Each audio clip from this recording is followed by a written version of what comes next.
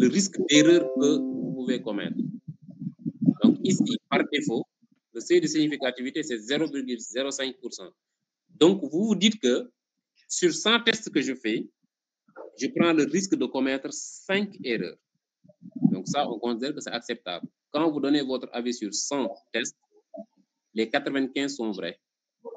Et la probabilité d'erreur est de 0,05. Donc, c'est 5%. C'est comme ça qu'il faut le comprendre. Maintenant, ce seuil-là peut changer. Plus vous changez, plus vous changez, plus vous êtes sûr d'avoir une meilleure conclusion. Mais attention, quand le seuil est trop faible, généralement, le test est très strict. Maintenant, ça va être très sensible. Une petite variation, il va dire que les deux moyennes ne sont pas significativement les mêmes parce que vous vous êtes permis une erreur quand même très, très, très petite. Donc, généralement, on laisse le seuil de signification à 0,05%. Mais généralement, dans le domaine médical, surtout pour des types maladies, le seuil est amené à 0,01. Donc, on se permet juste de faire 1% d'erreur. Parce que là, c'est plus sensible. Mais généralement, dans les tests, c'est soit 95% ou même 90% de significativité. Le seuil, donc, c'est soit 5%, 10% ou 1% dans le domaine médical. Donc, ici, par défaut, c'est 0,05%. Et généralement, dans les tests, on utilise le seuil 0,05 ou 5%. C'est la même chose. OK, donc vous laissez comme ça. Donc ici, le seuil alpha est égal à 0,05. Donc vous avez la possibilité de changer. Ça dépend du test que vous voulez faire. Maintenant, option de sortie, là, ça dépend entièrement de vous. Plage de sortie. Si vous décidez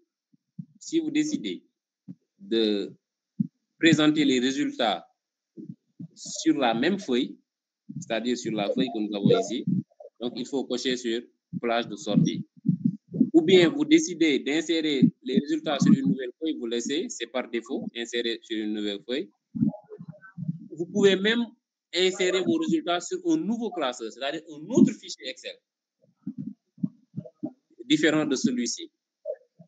Donc vous avez ces trois options de sortie-là.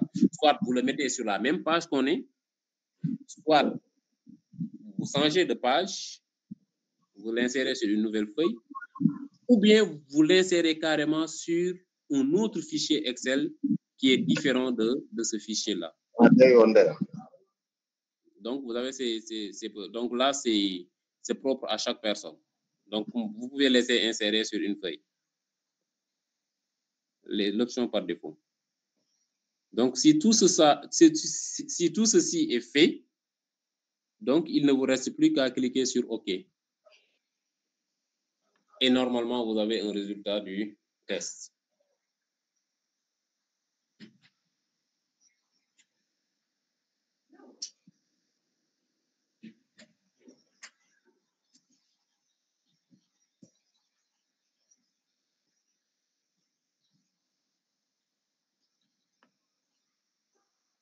J'ai des résultats, en tout cas.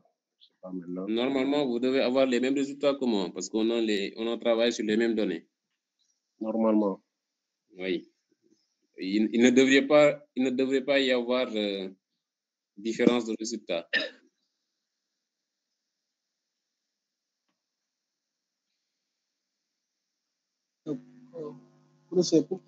Pourquoi au niveau du coefficient de corrélation de personnes n'ont pas de prix? On n'a pas de résultat? Bon, en fait, les données que nous avons entrées ne nous permettent pas de calculer ce coefficient. Donc, c'est une erreur. C'est une division par zéro. Et ce n'est pas l'objet de la manipulation, en fait. Okay. Bon, là, on a la moyenne. La moyenne qu'on a calculée, la moyenne théorique, c'est ce qu'on appelle la moyenne théorique de la variable taille. 1472. 14, bon, moi j'ai 1477. Bon, 77 000. Oui, c'est ça, c'est 1477. Non, c'est ça. Voilà. Bonsoir. 1477. Est-ce qu'on peut reprendre? pour avoir le tableau. Oui, donc, est-ce que Professeur, vous avez entré les données? Oui. Sur l'utilitaire d'analyse, vous avez entré les données? Oui. Donc, si vous avez entré les données, regardez, c'est ça, test d'égalité des espérances, vous entrez les données. Pour ceux qui ont commencé à partir de la cellule taille et de la cellule norme, Oui. vous cliquez sur intitulé présent, cela veut dire que l'intitulé de la première colonne, c'est taille. Oui. Si vous avez pris, vous indiquez que l'intitulé est présent sur les données que vous avez entrées. Si vous ne l'avez pas pris, vous ne cochez pas. Cela veut dire que l'intitulé n'est pas présent sur les données que vous avez entrées. Oui. Le seuil de signification, c'est 0,05. Vous laissez comme ça. Maintenant, si sur un autre exercice, on vous demande de changer de seuil, vous le changez directement ici. Vous écrivez le seuil qui est donné. Si on vous dit 5%, c'est 0,05. Si on vous dit 1%, c'est 0,01. Si on vous dit 10%, c'est 0,1 directement. En tout cas, ça, c'est le seuil de signification du test. C'est le risque d'erreur que vous prenez en quelque sorte. C'est ce qu'on appelle le risque de première espèce. Maintenant, vous le laissez comme ça, 0,05 pour ce test-là, parce qu'on considère un seuil de signification de 5%. Maintenant, là, vous avez trois options de sortie. Comme je l'ai dit tantôt, vous pouvez présenter ou bien écrire les résultats sur la même feuille que les données. Donc, sur cette feuille-là que nous avions au départ. Ou bien, vous pouvez décider de l'insérer sur une nouvelle feuille. Donc, le logiciel va créer une nouvelle feuille et mettre le résultat sur cette feuille-là. Ou sur la dernière option, vous pouvez décider de créer un nouveau classeur. C'est-à-dire le résultat sera inséré dans un autre fichier qui est différent de ce fichier-là. Maintenant, nous allons laisser juste l'option par défaut qui est insérer une nouvelle feuille. Si tout ceci est vérifié, il reste juste à cliquer sur OK. Et si vous cliquez sur OK, vous aurez ces résultats-là. Vous aurez ces résultats. Est-ce que vous avez ces résultats? Oui, moi j'ai les mêmes résultats. Oui, qui n'a pas ces résultats? Si vous avez les mêmes résultats, c'est parce que vous avez fait les bonnes manipulations. Maintenant, si vous ne l'avez pas, il y a quelque part où ce n'est pas bien fait.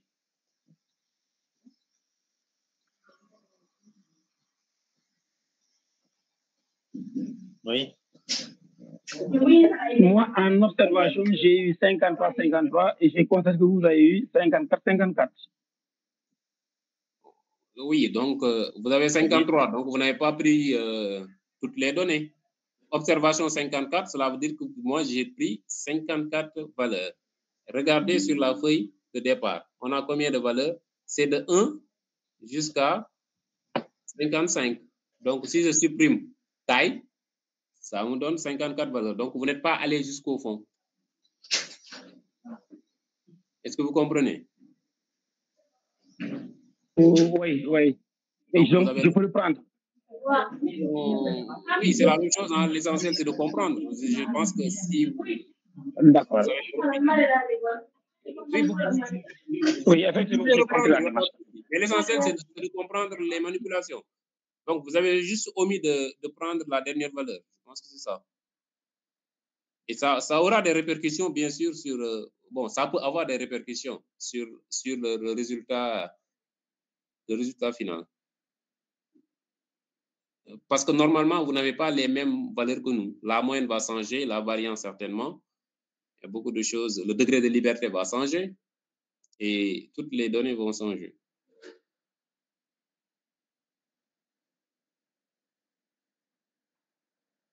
Oui, à part ça, est-ce qu'il y a d'autres personnes sur l'écran? Regardez sur l'écran que j'ai partagé. Oui. Donc, vous voyez. Je vois moyenne observation toujours. Vous voyez? Attends, je regarde. Moyenne variance observation. Ça, je vois. Moyenne variance. Non, non, sur la fenêtre. Il n'y a pas une fenêtre qui... Il y a une nouvelle fenêtre, non? Test d'égalité des expériences observées. Ou bien la fenêtre ne s'affiche pas? En tout cas, pas chez moi. Est-ce que les autres, vous voyez la fenêtre là d'utilitaire d'analyse? La fenêtre où c'est écrit test des expériences observations opérées. Oui, oui. Donc, vous le voyez sur l'écran que j'ai partagé? Oui. Oui. Madame, vous ne voyez pas? Ça ne s'affiche pas, c'est moi. Donc, sur plage pour la variable 1, juste en face, juste en face, il y a une zone qui est réservée à l'écriture des données. Est-ce que vous voyez cette zone?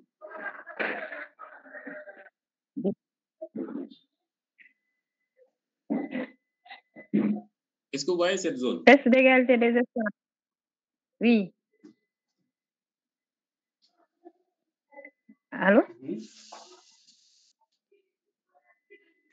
Oui, est-ce que vous voyez la zone qui est réservée à l'écriture? Juste en face de plage pour la variable 1. Juste en face de plage pour la variable 1, il y a une zone qui est réservée à l'écriture.